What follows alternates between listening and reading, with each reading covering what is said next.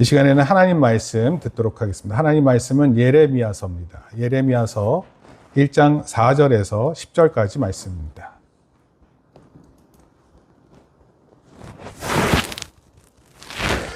한번 오늘 설교 말씀 제목을 따라합니다. 하나님, 예레미야를 부르시다. 부르신다는 내용은 지난번에도 말씀드렸던 것 같아요. 선지자를 부르셨을 때 그 부르심을 영어로는 calling, 또 한국말로는 부르심 또는 소명 이렇게도 얘기합니다. 소명과 비슷한 말인데 사명이라는 게 있어요. 사명이라는 말은 미션입니다. 미션. 제가 2025년도에 가장 깊이 묵상하는 단어 중에 하나는 바로 이 미션입니다. 그러니까 소명을 잘 알 때 내게 주어진 사명이 뭔지를 알 수 있어요. 그래서 여러 밑거름이 되는 하나님의 말씀이니까 또 우리 내년을 준비하는 말씀인 줄 알고 살펴봅니다. 예레미야서 1장 4절에서 10절까지의 말씀으로 하나님께서 예레미야를 부르신 이야기를 먼저 살펴보고 결론적으로 오늘날 하나님께서 우리를 부르시는 의미를 살펴봅니다. 먼저 성경 말씀 보도록 하겠습니다. 보이시나요? 제가 크게 한 건데 어디까지 보이나요? 저기 준식이 보이니? 안 보여?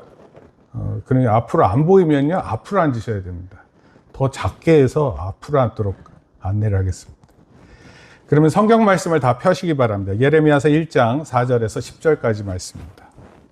성경 말씀 예레미야서 1장 4절에서 10절. 구약 성경 몇 페이지죠? 1049페이지. 성경책 가지신 분은 1049페이지를 펴시고 4절에서 10절까지 말씀을 제가 한 절 읽고 여러분들이 한 절 읽습니다. 여호와의 말씀이 내게 임하니라. 이르시되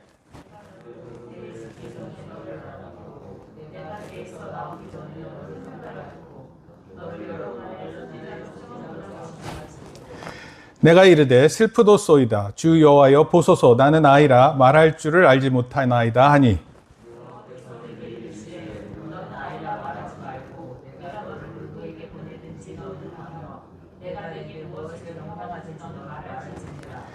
너는 그들 때문에 두려워하지 말라. 내가 너와 함께하여 너를 구원하리라. 나 여호와의 말이니라 하시고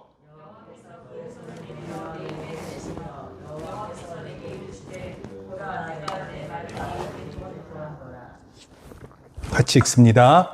보라, 내가 오늘 너를 여러 나라와 여러 왕국 위에 세워 내가 그것들을 뽑고 파괴하며 파멸하고 넘어뜨리며 건설하고 심게 하였느니라 하시니라.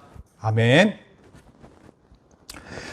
1장은 어떻게 보면 예레미야를 하나님께서 부르시고 하나님께서 어떻게 하실 일을 나타내실지에 대한 이야기입니다. 예레미야는 이런 하나님의 음성에 어떻게 반응을 했냐면 하나님 저는 아이입니다. 말할 줄을 잘 모릅니다. 그런데 하나님은 너는 아이라 말하지 말고 내가 너를 누구에게 보내든지 너는 가며 내가 내게 무엇을 명령하든지 너는 말할지니라 이렇게 얘기를 했어요. 오늘 이 말씀이 어떤 뜻인지 또 당시에 어떤 말씀인지 생각해 보려고 합니다. 먼저 하나님의 부르심에 대해서 한번 생각해 봅니다. 하나님의 부르심. 하나님이 부르시는데요. 먼저 예레미야를 어떻게 부르셨는지 이렇게 표현했어요. 빨간 색깔 성경 글자입니다. 내가 너를 시작. 내가 너를 모태에 짓기 전에 너를 알았고 내가 태어나기 전에 너를 구별하여 너를 열방의 선지자로 세웠다. 모태 짓기 전에는 무슨 소리예요? 이거는 남자의 정자와 난자가 만나기 전입니다. 나라는 존재가 하나도 시작되지 않았었을 때 하나님은 예레미야를 알고 계셨다. 그리고 태어나기 전에 너를 구별해서 너를 열방의 선지자로 세웠다. 열방은 한 나라를 얘기하는 게 아니라 여러 나라를 의미합니다. 하나님은 그가 만들어지기 전에 또 그가 태어나기 전에 이미 그를 아셨고 그를 부르셨다 이렇게 표현했어요. 여기에 아셨다라는 동사가 야다라는 표현입니다. 야다. 근데 이것은 단순히 지식을 안다는 의미에 국한되지 않습니다.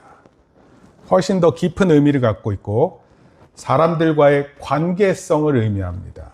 마치 남편이 아내를 안다, 아내가 남편을 안다, 그 안다라는 표현이에요. 서로를 깊이 안다는 의미로 안다 이런 뜻이에요. 그래서 하나님께서 예레미야를 그렇게 아셨다. 하나님께서는 이렇게 부르셨는데 예레미야의 반응은 이렇습니다. 나는 어린아이라 말을 잘 못합니다. 아마도 예레미야는 자신의 부족함을 잘 알고 있었어요. 그리고 자신 없는 모습 속에 있었던 것도 잘 알고 있었습니다. 어릴 때부터 자존감이 낮았고 특히 유능감이 부족했던 걸로 보입니다. 자존감을 구성하는 데 있어서 가장 중요한 두 가지가 있는데 하나는 사랑이고 하나는 유능감입니다. 영어로는 competence라는 표현을 써요. 사랑은요, 여러 번 얘기됐는데 사랑을 많이 받아야 이 아이가 다른 사람을 사랑할 수 있는 힘이 생깁니다. 사랑을 풍족하게 받지 못할 때 다른 사람을 사랑하는 게 생각보다 어렵습니다. 사랑은 스스로를 가치 있게 여기게 만듭니다. 유능감이라는 것은 어떤 일을 할 때 그 일을 끝까지 하는 것을 의미해요. 자기가 목표를 세우면 그 목표를 성취를 이루는 개인의 끝까지 해낼 수 있다고 생각하는 신념을 말합니다. 그럼 말할 때 보면은 다 잘하는 것처럼 보여요. 다 잘할 것처럼 말합니다. 그런데 정작 그 목표에 도달하는 사람들은 생각보다 많지 않습니다. 하나님의 부르심에 인간이 가지고 있는 그 연약함, 그것이 어쩌면 하나님의 부르심에 오늘 우리가 있는 모습과 다르지 않습니다. 하나님 우리를 부르십니다. 그래서 한번 하나님께서 우리를 부르시는 의미가 무엇인지 생각해 보려고 해요. 하나님께서 예레미야가 태어나기 전부터 아셨다. 그리고 여러 나라의 선지자로 구분해 세우셨다 이렇게 표현했어요. 예레미야가 생각할 때 내가 그런 선지자일까?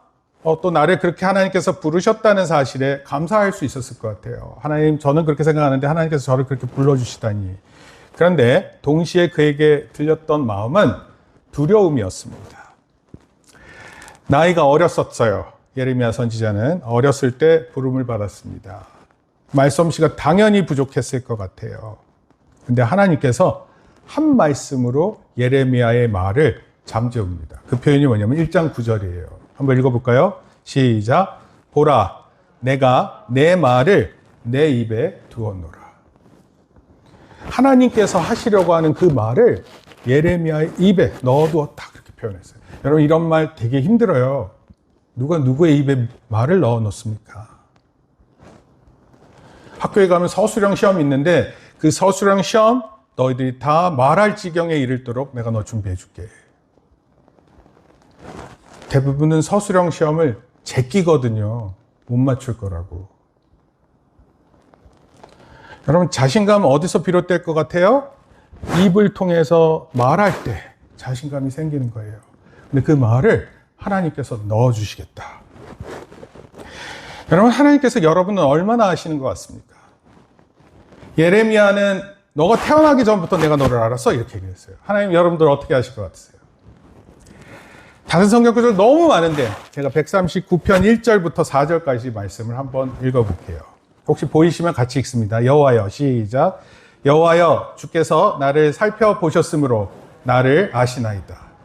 주께서 내가 앉고 일어섬을 아시고 멀리서도 나의 생각을 밝히 아시오며 나의 모든 행위를 익히 아시오니 내 혀의 말을 알지 못하시는 것이 하나도 없으시니이다. 여러분들이 무슨 말 하는지 하나님 다 알고 계신데요. 여러분의 모든 행동을 아신다고 하십니다. 여러분들이 앉았다가 일어나는 것 아신다고 하세요. 멀리서도 우리의 생각을 아신다. 하나님께서 우리를 찾으신다. 살펴보신다. 이렇게 말씀하고 계세요. 여러분, 이 말씀이 혹시 그냥 헛소리 같으세요? 하나님께서 그냥 하나님 능력도 없으신데 여러분들에게 그냥 말해보는 것 같습니까? 여러분, 하나님 말씀을 읽을 때 여러분들이 아까 그랬죠? 하나님의 예레미야를 아신다. 단순히 지식적으로 아는 것이 아니라 그 사람의 깊이 있게 아신다, 이런 뜻이에요. 여러분, 어떤 때는 제 자신을 모르겠어요. 내가 지금 뭐 하고 있지? 내가 지금 무슨 생각을 하고 있는 거지? 근데 하나님께서 우리를 더 잘 아세요. 때론 저희에게 답이 없어요. 답이 없는 행동을 해요. 그렇지 않아요? 그런데 하나님은 우리를 깊이 있게 아십니다. 여러분, 소명의 출발점은 뭔지 아세요? 소명? 여러분들 하나님께서 부르신다 그 이유가 뭔지 아세요? 여러분을 하나님께서 잘 아시기 때문에 그래요.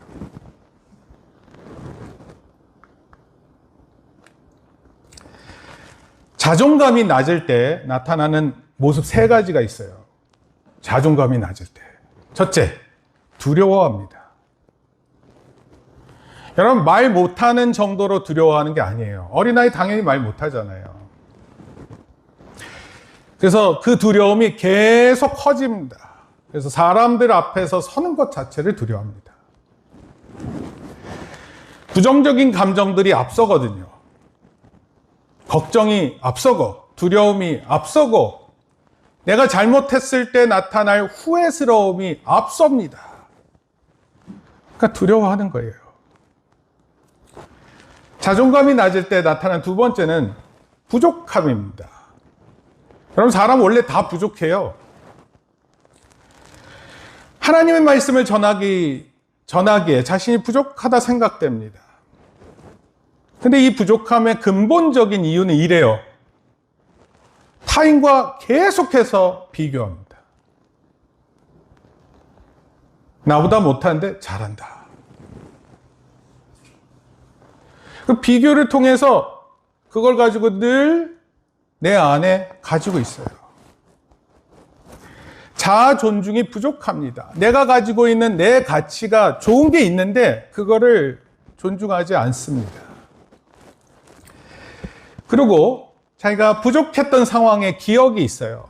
과거 내가 실수했던 거, 잘못했던 거. 근데 그게 계속해서 떠오릅니다. 부족하다는 생각이요, 계속 떠올라요. 여러분, 하나님 여러분들이 이런 모습을 아주 잘 아십니다.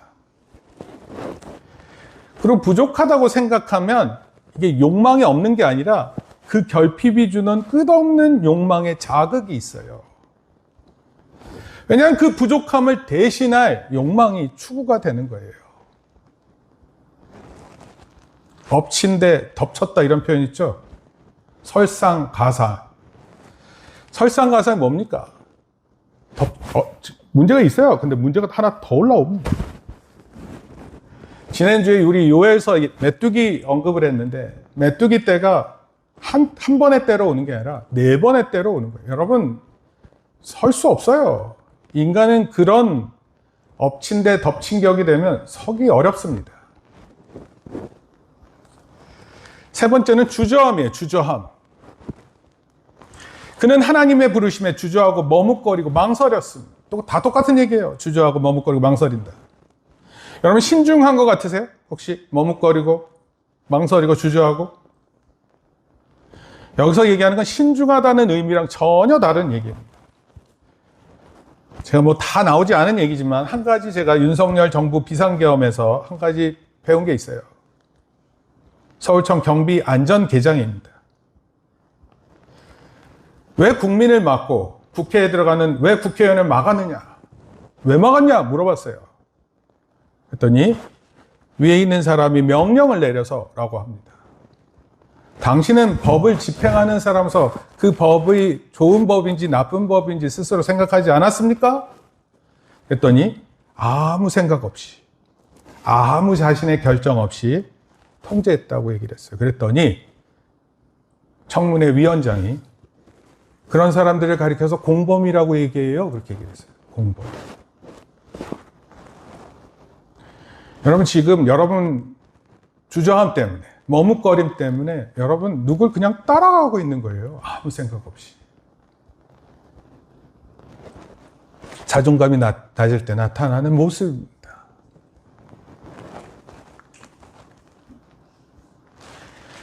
하나님께서는 이런 예레미야를 안심시키십니다. 세 가지로 안심시켜요. 그것도 하나님 말씀이 따라옵니다. 한번 먼저 보겠습니다. 따라합시다. 두려워하지 말라. 크게 따라할게요. 두려워하지 말라. 여러분, 내일 시험이라도 두려워하지 마세요. 왜 바짝 쫄아가지고 긴장감만 높아져 있고 그래요. 자신 있고 당당하게 행동해야죠. 여러분, 어느 순간에는 여러분들이 여러분의 책임을 다하는 사람으로 살아갈 거예요. 근데 그때 가져야 될 태도가 뭐예요? 두려워하지 않는 거예요. 하나님께서 예레미야에게 말씀하셨어요. 한번 읽읍시다. 그들을, 시작. 그들을 두려워하지 말라. 내가 너와 함께 있어 너를 구원하리라. 두 번째, 따라하십니다. 내가 너와 함께 하리라. 그리고 하나님은 또 17절에서 이런 말씀하셨어요. 그들 때문에, 시작. 그들 때문에 내가 그들 앞에서 두려움을 당하지 않게 하리라. 여러분, 예레미야에게 분명 뭔가 두렵게 하는 게 있었어요. 근데 하나님께서 그거 두려워하지 말라. 너 두려움 당하지 않는다. 말씀해 주세요. 세 번째, 따라하십니다. 너를 이기지 못하리라. 한번 읽어볼까요? 그들이, 시작. 그들이 너를 치나 너를 이기지 못하리니 이는 내가 너와 함께하여 너를 구원하리라. 여러분, 하나님은요, 어떤 상황에서든지 하나님은 해결 방법을 가지신 분이세요. 온 우주가 혼란 속에 있었을 때, 아무 질서가 있지 않을 때 하나님은 그것을 질서 있게 하셨어요. 여러분, 우주를 살펴보면 지구가 태양을 돌잖아요. 여러분, 그 도는 규칙이 정확하게 돌고 있어야 돼요. 조금이라도 중력이 더 세면 지구는 태양으로 빨려 들어갈 것이고, 만약에 지구가 도는 힘이 강해서 원심력이 강하면 태양을 벗어날 거예요. 놀랍게도 그게 유지됩니다. 근데 온 우주에 이런 원칙으로 가득해요. 우리가 볼 때는 말도 안 되는 상황처럼 눈에 보일지 모르겠고, 온 우주가 어두움으로 가득한 것으로 보일지 모르지만, 오히려 우주는 보면 볼수록, 그리고 어두운 곳을 보면 볼수록 그 질서가 명료하게 나타납니다. 여러분, 하나님은 우리 삶 속에 있는 어려움, 혼란스러움, 그것에 분명히 질서 있게 하세요. 여러분, 하나님은 그런 질서를 만드시는 하나님을 믿으셔야 합니다. 내 자신 삶에 혼란스러움이 가득할 때 나를 질서 있게 만드시는 분이 하나님이세요. 왜요? 그 하나님은 예레미야를 아셨던 것처럼 여러분들을 아시기 때문에 그렇습니다. 그리고 이런 하나님의 말씀으로 안심하게 되는 거예요.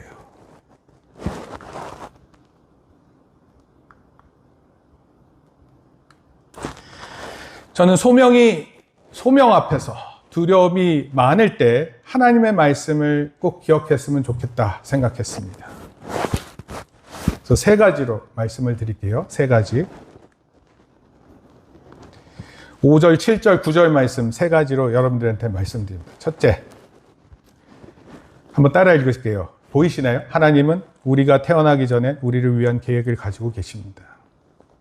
한번 읽어볼까요? 하나님은, 시작. 하나님은 우리가 태어나기 전에 우리를 위한 계획을 가지고 계십니다. 5절에 내가 너를 모태에 짓기 전에 너를 알았고 내가 배에서 나오기 전에 너를 성별하였고 너를 여러 나라의 선지자로 세워놓으라. 여러분, 모든 부모는요, 부모님들이 자녀가 무슨 일을 하게 될지 꿈을 꿉니다. 그래서 막 돕고 싶어요. 이 아이가 이런 걸 하고 싶다 그러고요. 근데 돕는데 한계가 있습니다. 자녀들도요. 부모가 도와줄 수 있는 한계가 있다라는 사실을 곧 알아요. 근데 그 상황에도 재능과 기쁨에 부합하는 꿈을 이룰 수 있도록 자기에게 주어진 학업에 책임 있는 학생이 되어야 돼요. 그럼 책임 있게 행동하세요. 그냥 대충 하는 걸로 책임 있는 모습이 아니에요. 한번 하면 끝까지 하는 책임 있는 행동을 보여줘야 됩니다. 하나님께서 우리를 부르신 소명이 있다 그랬죠? 그러면 그 소명을 위해서 최선을 다하는 거예요. 두 번째, 하나님이 임재하시면 사명을 가로막는 장애물들을 극복할 수 있습니다. 여러분 인생에 태클이 들어와요. 자기가 스스로를 안 좋게 생각하는 그건 자기가 만들어내는 태클이겠죠. 나는 안 돼. 난 어차피 해도 안 돼. 이건 자기가 스스로 생각하는 거예요. 사탄이 진짜 웃긴 거예요. 사탄이 볼 때. 시험을 주지 않아도 알아서 무너지는 인간들. 그런 거 사탄이 걱정할 필요도 없어요. 그런 친구들은. 근데 하나님 말씀을 가지다가 실망하는 사람들 있잖아요. 이런 사람들에게 사탄은 더 태클을 걸 거예요. 여러분들이 살아가는 사명에 장애물을 반드시 또 가로막을 겁니다. 근데 하나님께서 이렇게 말씀하세요. 7절입니다. 너는 아이라 말하지 말고 내가 너를 누구에게 보내든지 너는 가며 내가 내게 무엇을 명령하든지 너는 말할지니라. 하나님의 명령이 있으면 그거 들고 가라고요. 들고 가만히 있지 말고 가시라고요. 예레미야가 하는 말을 가만히 생각해 보면 나는 이런 표현으로 되게 자기중심적 초점에 맞춰 있어요. 전말이에요. 저는요. 여러분 자신의 결점을 하는 거, 능력에 한계가 있다는 거, 미숙함에 집중하고 있는 거예요. 될 일이 있어요? 안 되는 일에 집중하는데? 그런데 하나님은 그런 예레미야에게 그 시선을 자기에게 두고만 있지 말고 하나님에게 집중하도록 만드시는 거예요. 예레미야에게. 그러니까 우리도 분명히 기억하세요. 내 자신을 보면 답답하고 미숙하고 미련하고 안 하는 걸로 늘 결과가 나는데 그때 자기 자신을 보는 게 아니라 하나님을 보라고요. 하나님이 어떤 분이신지 보는 것입니다. 여러분 오늘 우리가 예배 드릴 때 우리의 집중은 우리가 아니에요. 왜 자기 자신에게 집중을 해요? 왜 자기 자신이 공허한 생각 안에 머물러 있나요? 왜 내 몸이 피곤하다고 해서 그 피곤함에 쪄들어 있어요? 왜 그래요? 그러실 수 없어요. 하나님께 집중하는 것을 연습하세요. 예배를 통해서 하나님을 통해서 능력이 얻는 것이 무엇인지 집중해서 보라고요. 세 번째, 하나님의 말씀을 선포합니다. 컴퓨터는 적당한 시간에 만져주지 않으면 꺼져요. 하나님의 말씀을 선포해야 합니다. 예레미야의 삶이 하나님이 가지고 계시는 목적과 관계가 있었어요. 그러니까 여러분의 삶에 막 수고와 노력하는 거 있잖아요. 이게 하나님이 가지신 목적과 관계가 있습니다. 그래서 온 땅에 하나님의 말씀이 선포되게 하신 거예요. 9절 말씀인데 보라 내가 내 말을 내 입에 두어놓으라. 하나님 하시고 싶은 말씀이 있는데 하나님 하고 싶은 말씀이 있어요. 그것을 우리 입에다 두신대요. 마태복음 10장 19절에서 20절을 보면 이런 말씀이 있습니다. 너희를 넘겨줄 때 어떻게 또는 무엇을 말할까 염려하지 말라. 그때 너희에게 할 말을 주시리니 말하는 이는 너희가 아니라 너희 속에 말씀하시는 이 곧 너희 아버지의 성령이시니라. 우리 안에 성령님을 충만케 하셔서 무슨 말을 해야 될지 알게 하신다.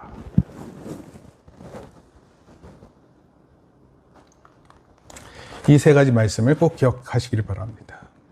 세 가지 말씀이 뭐라고요? 하나님, 우리 있기 전에 우리의 계획을 가지고 계셨고, 하나님 임재하시면 사명을 가로막는 장애물을 극복할 수 있고, 결국 하나님 말씀을 선포하게 됩니다. 요나서 생각하면 쉬워요. 하나님 요나에게 말씀하셨어요. 너 이런 말씀을 니느웨 가서 전해라. 근데 도망쳤습니다. 뭐 여러 이유가 있었어요. 그 장애물을 또 하나님 그 장애물을 걷어내십니다. 그리고 가서 하나님 말씀 전해서. 여러분, 하나님 말씀 전하는 게 끝이에요. 전한 뒤에 그 사람이 어떻게 행동할지까지 관여하는 게 아닙니다. 물론 우리는 기대치를 가질 수 있어요. 하지만 우리에게 주어진 것은 전하는 거예요. 전하면 됩니다. 하나님 말씀 선포하는 일이 우리에게 있다는 기억하세요.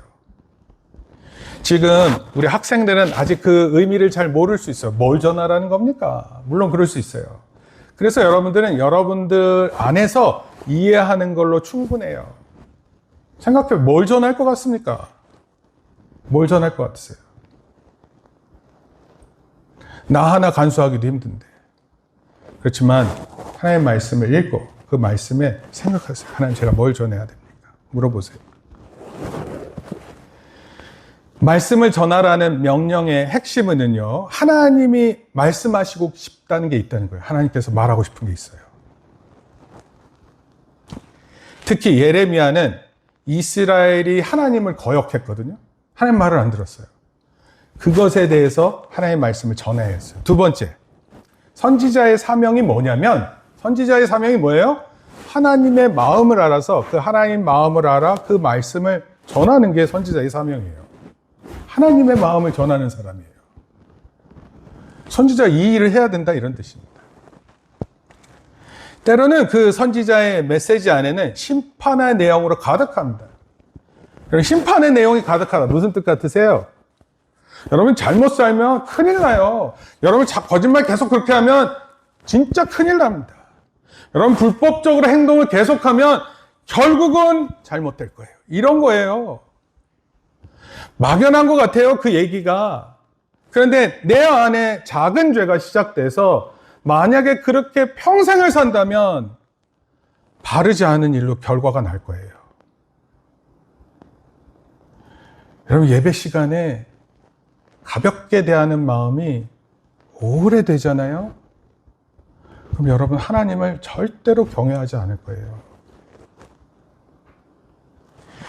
내 마음에 있는 온 힘을 다해서 하나님 예배하는 거예요. 내 안에 있는 모든 생각을 집중해서 하나님의 말씀에 경청하는 거예요. 그리고 내가 어떻게 살지를 고민하는 거예요.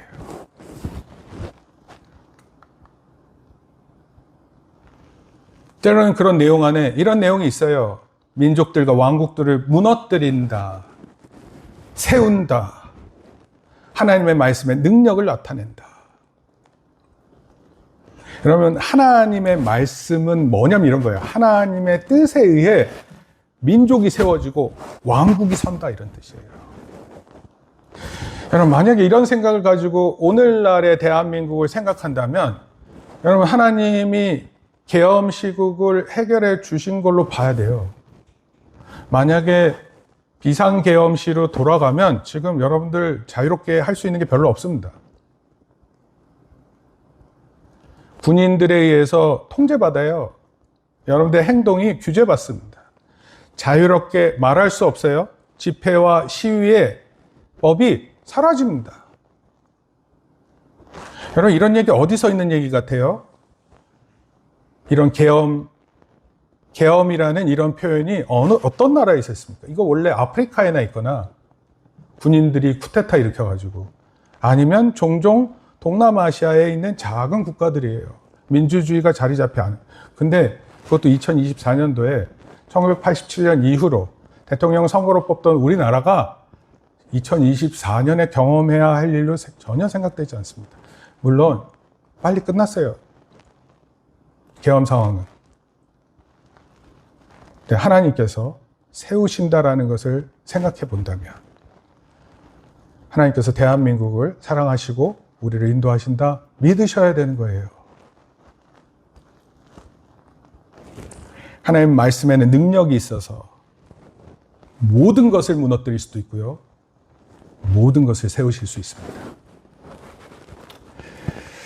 결론적으로 말씀드릴게요. 예레미야가 순종하고 순례의 길을 걷습니다. 순례라는 것은 어쩌면 우리의 삶은 순례자의 삶이에요. 뭘 위해 사는 거예요? 여러분, 이 땅의 모든 것을 소망 두고 사는 게 아니에요. 지나가는 나그네 길과 같습니다. 예레미야는 두려움과 주저함에도 불구하고 하나님의 부르심에 순종하여 하나님의 말씀을 전하는 사명을 감당했습니다. 따라서 우리도 하나님 말씀에 순종하여 세상을 향해 나아가는 삶을 살아야 합니다. 대한민국 2024년 12월 불법적인 윤석열 정부 비상계엄 명령에 자신의 생각 없이 따르다가 공범이 되었어요. 그 공범이 된 사람들은요, 엄중한 처벌을 기다립니다. 여러분, 가장 높은 구형은요, 사형이에요. 그리고 기본이 무기징역입니다.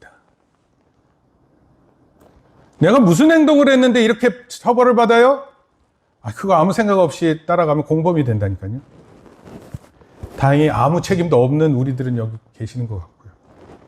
자유롭게. 근데 제가 동시에 하나를 더 생각했습니다. 불법적인 반대, 합법적인 하나님의 명령에 불순종하며 살다가 늘 두려워하기만 하고 항상 자신 없어하고 우유부단해서 제대로 된 결정을 미루는 사람들의 결과가 어떨까 생각해 봤어요. 어려서부터 남다르게 미루기를 잘했어요. 책임 있는 행동을 하지 않습니다. 늘 게을러요. 늘 자기중심적이에요. 교회 가서 하나님 말씀 듣습니다. 크리스마스 예수님 오셨다고 우리가 찬송도 하고 해요. 근데 그 의미를 몰라요. 하나님께서 부르신다. 하나님의 백성을 부르신다. 그게 무슨 뜻인지 모르겠어요. 지금도 몰라도 되고요. 20대도 몰라도 되고 30대도 몰라도 된다고 생각해요. 아무 생각 없습니다. 마치 이 세상의 모든 사람과 공범자가 될 듯해요. 오늘 분명히 하나님 우리에게 주신 말씀이 있습니다. 기도하세요. 하나님, 제가 오늘 어떻게 살아야 합니까? 이런 두려움 속에서 어떻게 살아야 합니까? 이렇게 자신 없이 살아가는 제 모습을 제가 어떻게 살아가야 됩니까? 늘 실패만 하는 것 같은데 제가 어떻게 살아야 됩니까? 하나님 말씀해 주세요. 그 성경 좀 제발 읽어요. 성경 읽고 하나님 저에게 이런 말씀 주십니다. 그 붙잡고 사세요. 그 말씀 붙잡고 정신 차리세요. 왜냐고요? 자칫 잘못하면 아무 생각 없이 행동하다가 그냥 다 공범으로 몰려지거나 아니면 하나님의 뜻에 의도적으로 맨날 배반하고 산 사람은 낙인 찍힐지 몰라요. 하나님의 뜻을 모르는 사람한테는 그런 낙인이 없어요. 근데 하나님을 안다고 하면서 자기 중심적으로 사는 사람들한테는요, 정말 끝없는 추락만 있을 것 같아요. 여러분, 반드시 예레미야를 다시 한번 일으켜 세워서 예레미야로 순례의 길을 가게 했던 것처럼 우리도 오늘 우리 삶 속에서 하나님의 말씀을 읽고 또 오늘의 상황을 분별하면서 기도하며 살아갈 줄 믿습니다. 그런 삶 사는 저와 여러분 되기를 축복합니다. 예수님, 우리 같이 기도하겠습니다. 주님 감사합니다. 오늘 우리에게 예레미야를 부르신 이 일을 통해서 오늘날 대한민국을 보게 하시고 오늘의 나를 보게 하심을 감사드립니다. 하나님, 우리가 엄마의 뱃속에 있기 전에 이미 우리를 아셨고 또 우리를 향한 하나님의 계획이 분명히 있음을 믿습니다. 우리의 인생을 살아가면서 어렸을 때부터 하나님을 알게 하셨사오니 하나님의 뜻을 더욱더 분별하는 가운데 어떻게 살아가야 될 목적을 분명히 깨닫는 저와 우리 성도님들 또 우리 학생들 되게 붙들어 주시옵소서. 예수님의 이름으로 기도합니다.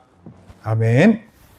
이제는 우리 주 예수 그리스도의 은혜와 하나님 아버지의 크신 사랑과 성령님의 감화, 감동, 교통하심이 사명을 깨달아 자신의 한계를 극복한 예레미야처럼 오늘의 대한민국 상황에서 하나님의 말씀을 따라 순종하며 하나님의 말씀을 선포하기로 작정하고 돌아가는 모든 성도들 머리 위에 또 우리 사랑하는 자녀들 머리 위에 이제로부터 영원토록 함께 있을지어다.